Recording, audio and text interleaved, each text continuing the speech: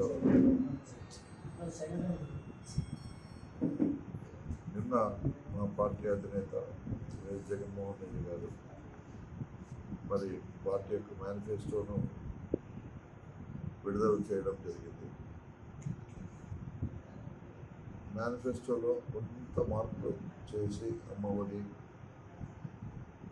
తర్వాత లారీ డ్రైవర్లకు ఇటువంటి వాళ్ళు కూడా మరి పథకాలను అమలు చేసే విధంగా మేనిఫెస్టోను తీసుకురావడం జరిగింది.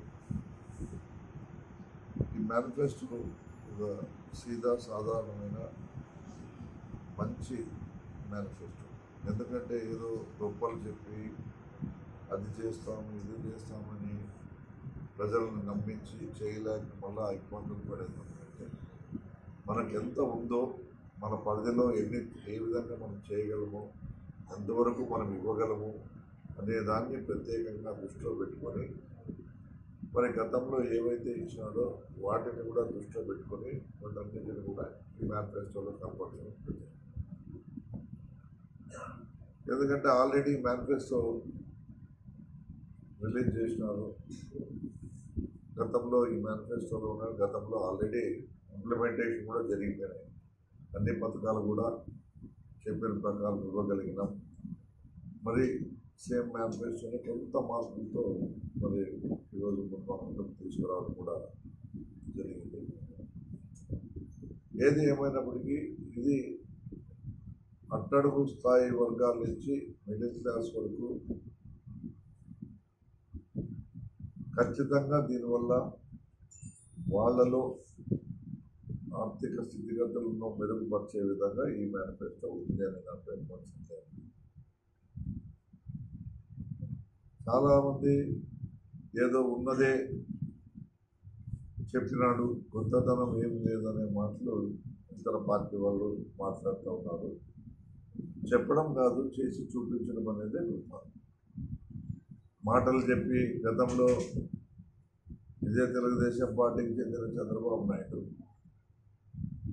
రైతు రుణమాఫీ చేస్తానన్నాడు, డాక్రా రుణమాఫీ చేస్తానన్నాడు, పొదుపు రుణాల మాఫీ చేస్తానన్నాడు, ఇంటింటికి ఉద్యోగం ఇస్తామన్నాడు, నిరుద్యోగం వృత్తి ఇస్తానన్నాడు, మరి కుదువబెట్టిన బంగారు తీసుకుని మన ఇంటికి ఇస్తాం, ఇవన్నీ కూడా చెప్పినారు. కానీ వాళ్ళు అధికారంలోకి వచ్చినాక చేసినారా లేదా?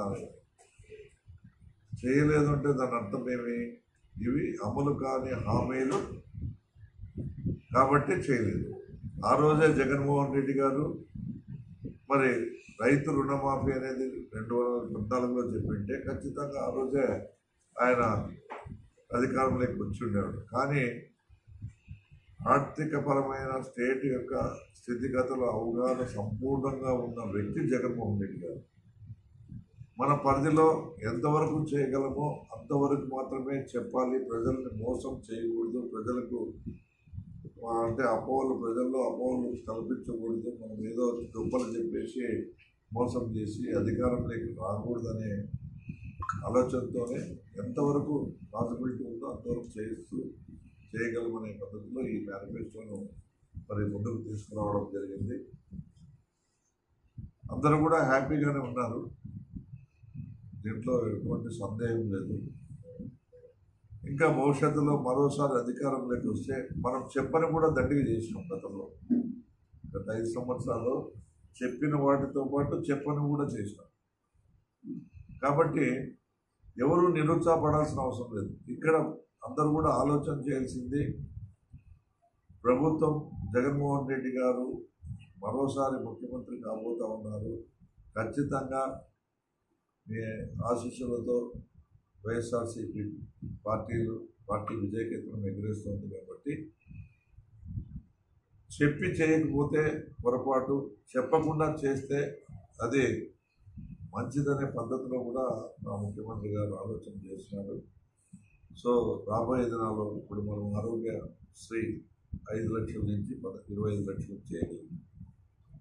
మరి అదేవిధంగా ఈ ఆర్బీకే సెంటర్లు కానీ, సచివాలయ వ్యవస్థ కానీ, మరి ఇంటి వద్దకి ఫ్యామిలీ డాక్టర్ కాన్సెప్ట్ కానీ, 104, 108 సర్వీసులు మనం పునరుద్ధరించి పూర్వ వైభవం తీసుకురావడం కానీ, ఏ విషయంలో కూడా జగన్మోహన్ రెడ్డి గారు ఇవన్నీ కూడా ఇప్పుడు మేనిఫెస్టోలో ఏమి కనబరచకుండా వీటన్నిటినీ తీసుకుని వచ్చి ఈరోజు ప్రజల వద్దకే పాలన అనే ఒక అంశం మనం చూసాం ఈ 5 ఏళ్ల పరిపాలనలో. గతంలో మాదిరి చెప్పి చేయకోకుండా